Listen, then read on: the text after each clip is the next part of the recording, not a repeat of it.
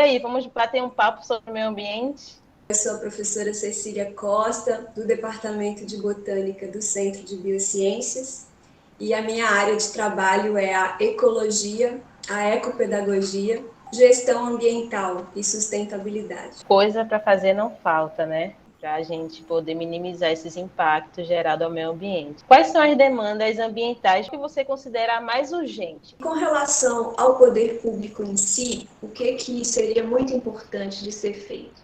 Ainda existe uma deficiência grande, né, de investimento nas instituições ambientais. A gente nunca teve instituições ambientais realmente com uma quantidade de pessoas e de veículos que fossem suficientes. A gente teve temos muitos exemplos de parques enormes que são administrados por pouquíssimas pessoas, que têm pouquíssimos funcionários. Então, de fato, há muito ainda o que se fazer.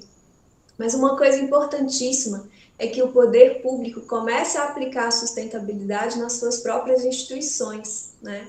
Então, imagine se todas as escolas fossem escolas voltadas para a sustentabilidade, na sua estrutura física, como, por exemplo, coleta de água da chuva, como, por exemplo, painéis solares, como a coleta seletiva, como o tratamento do esgoto, ser feito dentro da própria escola e não sendo despejado nos rios, como é o nosso sistema normal de esgoto. Então, isso precisava ser feito urgentemente. O Estado precisa dar o exemplo, porque é assim que a população vai começar a viver um outro tipo de realidade, e é com esse outro tipo de realidade que você vai mudando a forma de pensar como fazer tratamento de esgoto, né? Dentre outras coisas. E isso precisa também das instituições públicas serem permeadas e terem flexibilidade, né, para rapidamente integrar nas suas formas de aprovação essas novas tecnologias, né? Eu vou dar esse exemplo do tratamento de esgoto, porque apesar da legislação permitir que o esgoto seja jogado em rios, né, depende de qual é a ordem do rio, mas não permite, por exemplo, você fazer um sistema de bacia de evapotranspiração, aonde não sai esgoto para fora do sistema, aonde o esgoto é usado para o crescimento de plantas. E como isso é uma tecnologia relativamente recente, ainda há dificuldades de você aprovar um sistema desse, né? E quando os órgãos ambientais deixam, eles colocam outras restrições que acabam inviabilizando na prática esse tipo de alternativa. Então, a gente realmente precisa de aplicar isso nos órgãos públicos, trazer mais flexibilidade para que as alternativas sustentáveis possam ser implantadas dentro da lei. Por exemplo, é muito mais fácil uma pessoa que vai plantar usando agrotóxicos, ela ter financiamento do banco, do que se ela quiser plantar orgânico, né? Então, todo o sistema ele está articulado de uma forma insustentável. Então, isso é uma coisa importantíssima. Outra coisa bastante importante é com relação às escolas. As escolas elas precisam cada vez mais ter um conhecimento voltado para a sustentabilidade, para as pessoas, para a melhoria de qualidade de vida das pessoas, e não voltado para o vestibular, voltado para o Enem, voltado para a prova. Isso não faz o menor sentido. E quanto mais a gente tiver essas tecnologias sustentáveis na escola, mais as diversas disciplinas vão poder aplicar, né? Vão poder, junto com os alunos, fazer aquelas iniciativas de sustentabilidade dentro da escola. Então, por exemplo, uma escola que implanta um sistema agroflorestal, ela está abrindo ali um laboratório vivo que vai poder trabalhar as mais diversas disciplinas, os mais diversos conteúdos, onde vai poder aplicar isso e aonde vai poder ensinar para essas crianças, para esses jovens, como produzir alimento saudável e ecologicamente correto, né? Como é que você produz alimento usando diferentes extratos, né? Você não precisa plantar uma coisa só como a nossa agricultura tradicional faz. Você pode produzir alimento com diversidade e mantendo os serviços ambientais que a floresta teria se ali fosse uma floresta, como, por exemplo, no caso da Mata Atlântica, onde a gente está inserido, o original seria termos ali uma floresta. Mas quando a gente cria uma agrofloresta, a gente consegue produzir alimento e outros recursos que são essenciais para o ser humano e, ao mesmo tempo, conservar esses serviços ambientais que uma floresta dá. Que serviços são esses? A fertilidade do solo, o microclima, né, a umidade, a biodiversidade que está ali agregada, receber os pássaros que estão passando pela cidade, que ali vão ter um lugar para se alimentar, um lugar para ficar. Então, essas são as pequenas revoluções que a gente precisa fazer nos lugares onde a gente está. E isso, o Centro de Biociências tem uma iniciativa muito interessante, que foi uma iniciativa toda desenvolvida pelos próprios estudantes, que se reuniram e criaram um sistema agroflorestal dentro do Centro de Biociências. E esse sistema é um laboratório vivo, onde existem pesquisas sendo feitas de várias áreas. É um lugar também onde congrega estudantes de várias partes do campus. É um lugar onde alimenta as pessoas, porque ali se produz alimento saudável, onde nutre o corpo e nutre também as relações. Então, o SAF faz com que as relações entre as pessoas sejam tão fortes que elas se formam e elas continuam vinculadas através do SAF. E a própria Samarina é um exemplo disso, né? Ela já se formou, ela não tem mais um vínculo formal com a universidade, mas ela continua ali participando, recebendo as escolas, recebendo os visitantes, contando sobre a história do SAF, escrevendo projetos, submetendo em editais, e não só ela, né? Hoje o SAF tem uma quantidade enorme de estudantes que já deixaram a universidade, mas que continuam entusiasmados com esse projeto.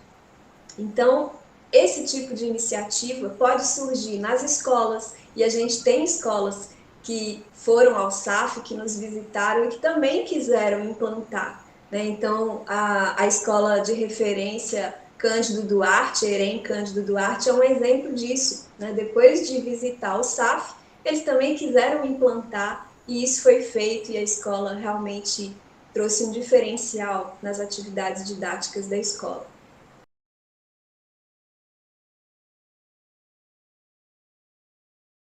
O UFPE, cada vez mais com essa sensibilidade, a gente já tem iniciativas importantes, né? A própria Departamento de Energia Nuclear tem um sistema de compostagem, de reciclagem de óleo, de separação de lixo, né? A universidade já aplica isso em vários centros, mas a gente ainda tem que continuar sempre, né? Tem vários desafios. Então, por exemplo, diminuir cada vez mais a quantidade de lixo descartável, né? Fazer com que, de fato, as pessoas separem os lixos, porque apesar de haver as lixeiras para separação, muita gente joga no lugar errado. Então, é cotidianamente, né, que tem que estar sendo feitas essas campanhas. E eu acho que criar um sistema agroflorestal nos vários espaços da universidade, um sistema que produz alimento, né, que as pessoas possam estar orgulhosas de levar para casa um alimento que foi produzido no centro onde ela trabalha. Eu acho que isso seria também revolucionário e isso estendendo a nível da comunidade externa ao UFPE, né, as nossas praças virando sistemas agroflorestais, as nossas matas ciliares que estão hoje tão afetadas, né, essas ocupações irregulares que agora a gente percebeu como ficou inviável, as pessoas perderam suas casas, perderam tudo. E esses lugares serem ocupados com sistemas agroflorestais, eu não tenho dúvida que isso seria um avanço enorme, não só para resolver a questão ambiental, mas também a questão social, né? Essa questão da fragilidade de não ter o que comer.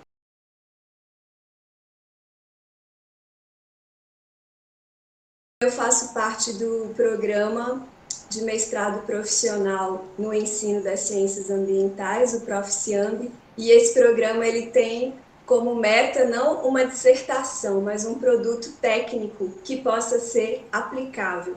Então, dentro desse programa, a gente coloca em prática várias coisas que tem uma utilidade para a sociedade a curto prazo, né? Então, por exemplo, eu posso citar entre esses produtos técnicos a criação da Rede pela Transição, que é uma rede onde a cidade do Recife foi expandindo também para outras regiões, onde agrega nas pessoas que fazem hoje agricultura urbana, né, e que podem trocar os seus produtos, conhecer mais sobre as estratégias que cada um está fazendo.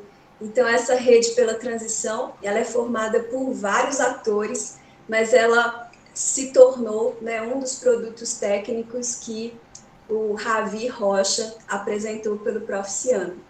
Fora isso, também poderia citar vários outros, como um trabalho muito interessante de Mariana Maciel Albuquerque, que conectou as comunidades periféricas com a escola, para que esse conhecimento possa ser parte do currículo das escolas. Então, ela fez um levantamento junto com a comunidade das passarinhas, onde existem mulheres que estão praticando agroecologia urbana, e aí esse conhecimento que é tão vasto e que muitas vezes fica invisível, se tornou uma cartilha toda ilustrada.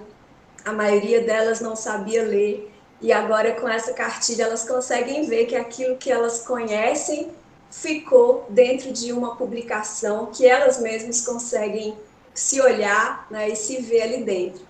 Então, esses são só alguns dos trabalhos que eu citei para vocês. Atualmente, eu tenho uma aluna também que está implantando um programa para gestão do resíduo sólido nas escolas.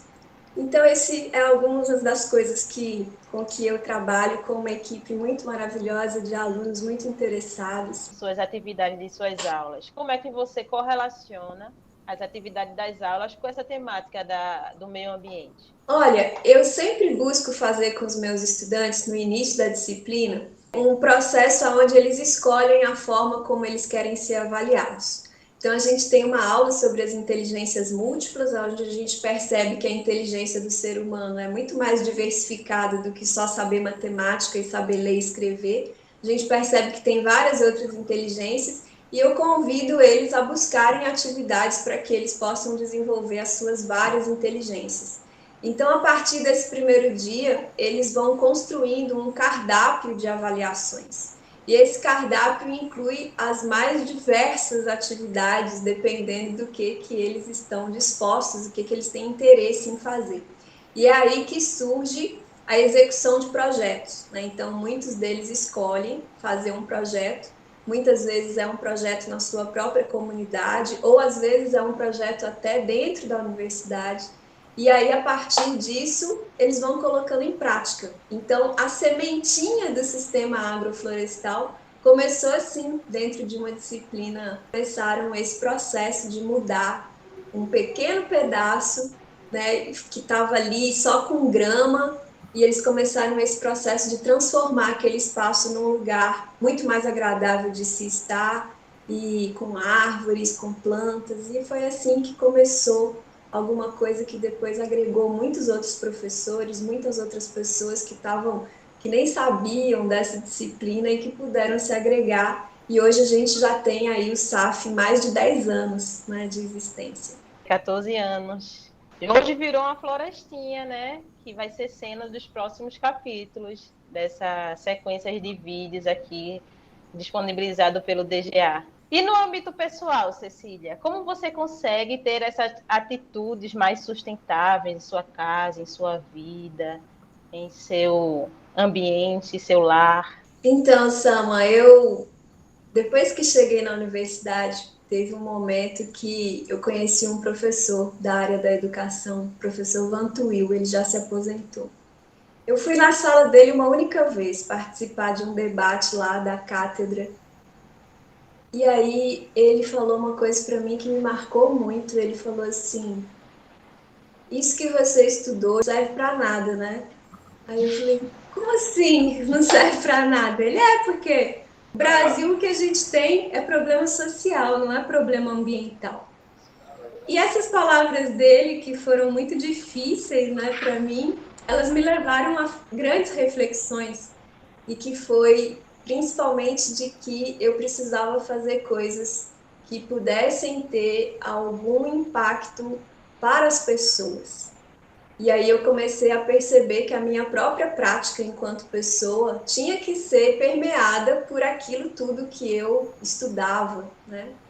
Então isso me fez fazer algumas iniciativas, né? Uma delas é que eu comecei a participar de um processo de construção de uma ecovila, né, onde a gente precisava reunir um grupo de pessoas que tivessem interessadas em comprar uma terra e que tivessem interessadas de ali poder aplicar o que for necessário para ter um estilo de vida mais sustentável.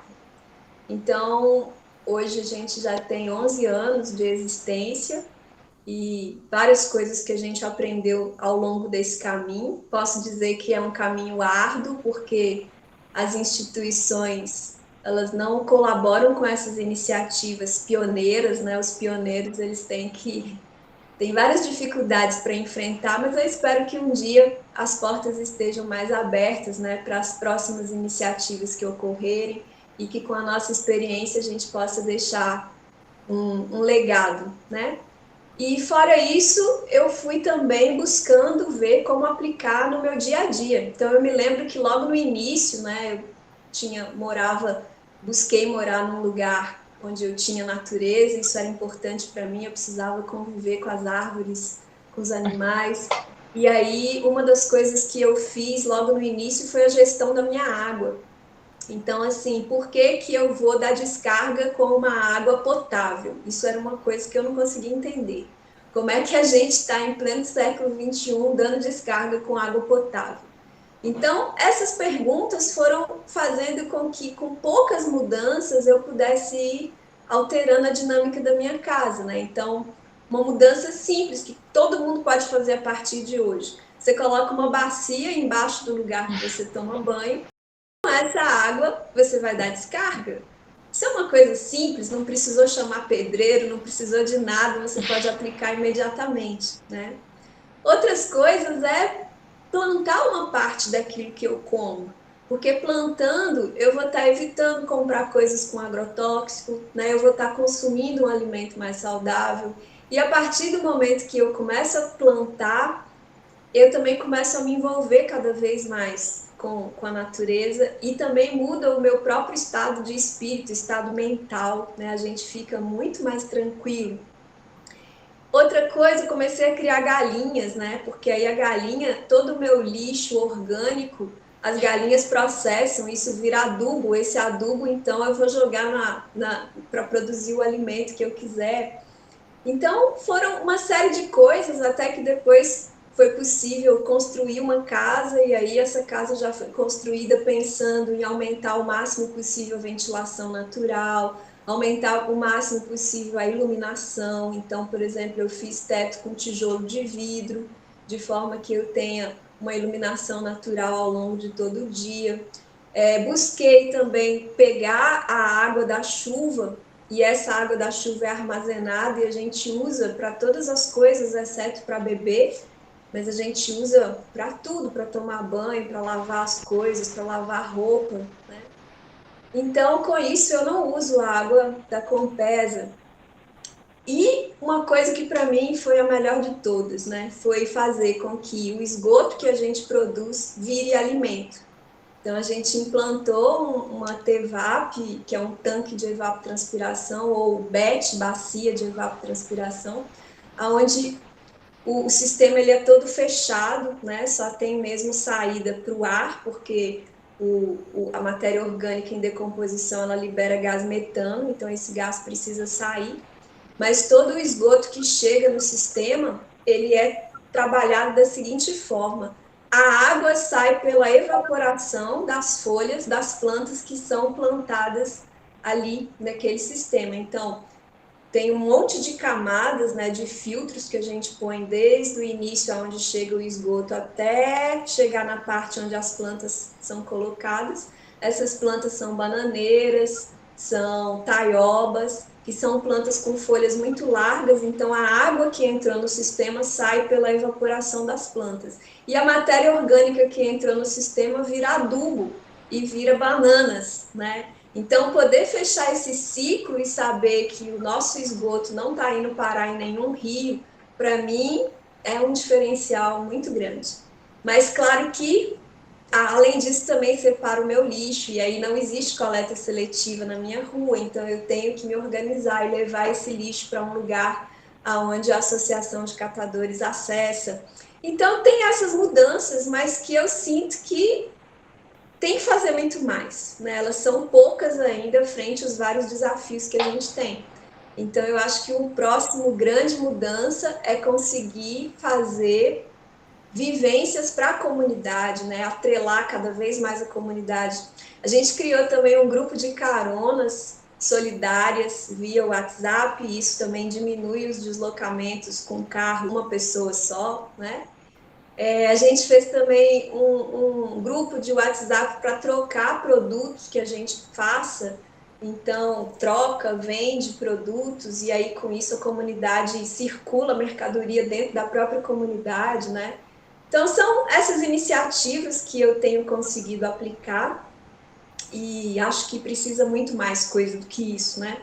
A gente precisa, grande desafio que eu vejo é mesmo olhar para a esfera social e começar a fazer mudanças nas comunidades que tanto precisam. A gente precisa também envolver isso, porque sem isso não tem sustentabilidade. E aí, você, né, Sama, é uma das pessoas que tem ido para as comunidades fazer esse trabalho. Talvez você possa até compartilhar um pouco aqui como é que tem sido isso. O que vocês têm feito? Eu faço parte da Rede pela Transição, como você já falou no início, né, o que é a rede. E dentro desse projeto da Rede pela Transição surgiu o projeto da comunidades agroecológicas, kits agroecológicos para as comunidades periféricas, a partir das suas necessidades.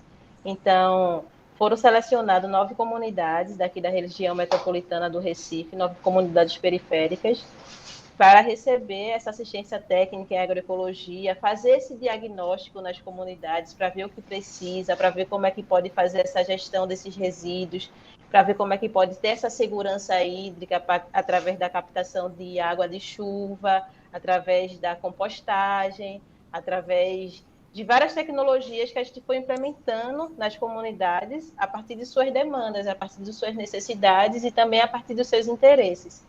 E brotou algo muito bonito, né? Porque vários pontos da região metropolitana do Recife tem uma iniciativa, né, que está trabalhando essa questão da agroecologia, que está trabalhando essa questão da gestão dos resíduos sólidos, da gestão da água, né, que entra no sistema, para que ela permaneça cada vez mais no sistema, e divulgando isso para as mulheres e para a grande população que estão ali em volta da comunidade, né, através de formações e cursos. Então, esses espaços que receberam esses kits agroecológicos, essas ecotecnologias, estão reproduzindo esse conhecimento através desses cursos, né?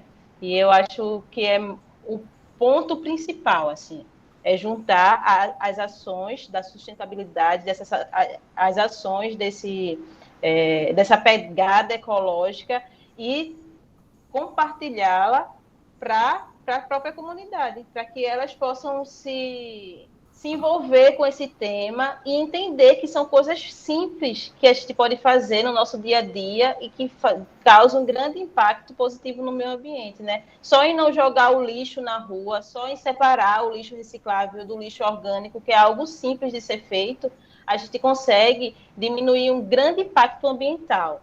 Então, os próximos passos agora, na verdade, né, é criar essas cooperativas, né, essas cooperativas desses produtos que estão sendo feitos nas comunidades, desses produtos agroecológicos, e também a cooperativa de gestão desses resíduos, né, de reciclagem, da compostagem, e fazer com que a renda, criar essa economia verde dentro da comunidade, para que a renda gire dentro da própria comunidade, como a Cecília trouxe na fala dela, né? Todas essas atitudes que parecem ser pequenas têm um grande impacto ambiental, e quando feito numa escala micro, que vai juntando em rede, aí o impacto é maior ainda.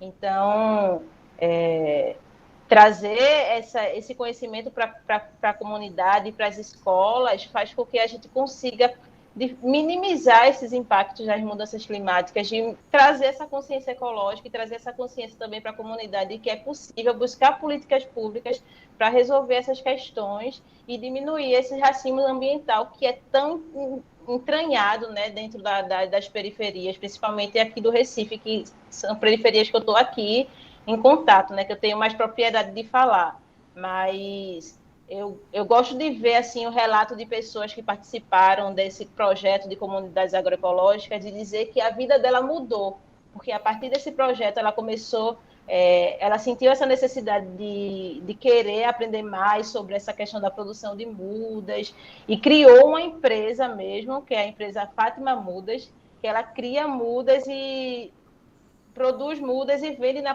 nas comunidades. E criou-se uma nova profissão. Tirou ela de uma depressão mesmo, sabe? Criação dessa profissão, né?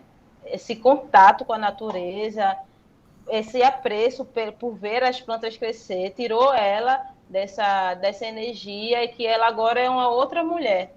E agora a gente contacta ela para dar oficinas de produção de muda nas outras comunidades e as outras mulheres estão aprendendo com essa mulher que transformou a vida através desses kits agroecológicos, né, que foi implementado nas comunidades. Então, a gente percebe que é uma potência muito grande, que todo mundo precisa desse contato com a natureza e que está louco para estabelecê-lo. Só que falta iniciativa, falta aquele empurrãozinho.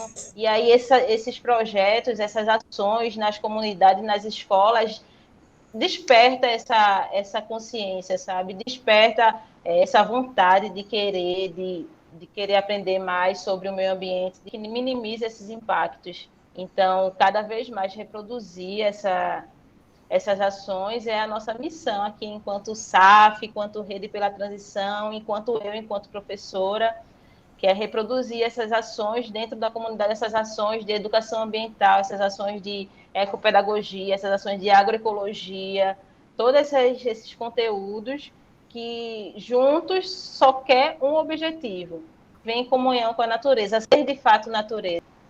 Então, são várias, né, as iniciativas. A gente tem iniciativas desde a microescala, que é cada um de nós, nas nossas casas, no nosso bairro, né, onde a gente pode fazer as nossas hortas, ainda que seja na varanda de um prédio. A gente pode plantar ali, a gente pode mudar o microclima daquele lugar. Eu tenho uma amiga que eu visitei, ela morando no centro de São Paulo. Quando eu entrava no apartamento dela, parecia que eu tinha passado por um portal, porque ela tinha a varanda dela toda de plantas e ali ela produzia tomate, acerola, pitanga, e as aves vinham para ali. No meio de São Paulo tinha aves, a gente nem sabia, mas ali na varanda dela era tão convidativo que os pássaros chegavam, né? Então parecia realmente que a gente não estava no centro de São Paulo. E cada um pode fazer essa micro-revolução. Mas além disso, a gente precisa da macro-revolução. E para isso a gente tem que contar com o poder público. E o poder público poder fazer essas transformações dentro das suas próprias instituições. Imagina que só o poder público comprando de empresas que produzem essas tecnologias sustentáveis, isso já dá um impulso enorme no mercado, fazendo com que abra mais empregos para esse tipo de empresa, né? Então, essas são as ações que, ao meu ver, são imprescindíveis para que a gente consiga alavancar a sustentabilidade e realmente conseguir passar, né, por essas dificuldades que a gente já está vendo no nosso dia a dia, que são efeitos das mudanças climáticas. E o carbono na atmosfera, ele permanece na atmosfera por em torno de 50 anos. Tem outros gases de efeito estufa que ficam até muito mais tempo do que isso na atmosfera. Então, por mais que a gente comece a fazer hoje, vai levar um tempo para a gente colher os frutos disso. Mas uma coisa é certa, a gente colhe aquilo que a gente planta, né? Então, o quanto antes da gente começar a plantar boas coisas, coisas sustentáveis, o quanto antes nós vamos colher esses frutos. Muito obrigada, Cecília, pelas palavras, pela palestra inspiradora. E sempre que eu converso com você, eu saio com a vontade de fazer várias coisas, de arquitetar vários planos e de partir para a ação mesmo, de buscar soluções práticas e eficientes para que a gente consiga viver em harmonia, né, com todos os seres, sem devastar florestas, porque a gente depende dela, né? É impossível a gente viver sem as plantas, sem as florestas, sem os ambientes naturais, sem os micro-organismos, sem toda essa biodiversidade que a gente vem destruindo com essa exploração ambiental dos recursos naturais, né? Então, não tinha maneira melhor de abrir esse ciclo de palestras e vídeos da DGA com a presença ilustre da Cecília e seu relato aqui conosco. Muito obrigada, querida. Obrigada também, Sama. E para quem quiser saber um pouco mais, visita o nosso site, que é biofilia.com.br. Nós vamos ter muito prazer em receber cada um de vocês. E visitar também o nosso SAF, né, o Sistema Agroflorestal Experimental do Centro de Biociências. Aguardamos vocês por lá. Um grande abraço e muito grata por essa oportunidade.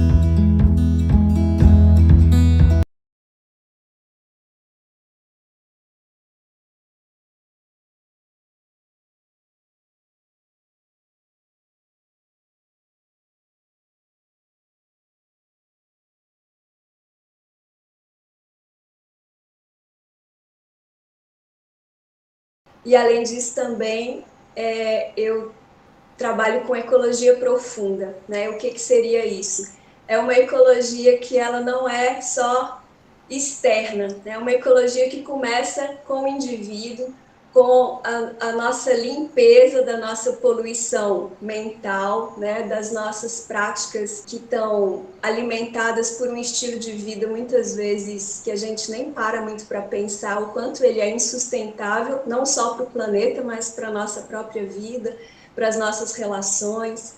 Então, eu trabalho também nessa perspectiva e busco, dentro das disciplinas que eu ministro, sempre ter essa parte prática, né, voltada para a gente resolver as coisas que estão no nosso entorno e que estão dentro de nós também. Então, eu ministro ciência holística e ecopedagogia, que são duas eletivas que eu ofereço para vários cursos dentro do campus, né, os que estiverem interessados, a gente está de portas abertas para acolher.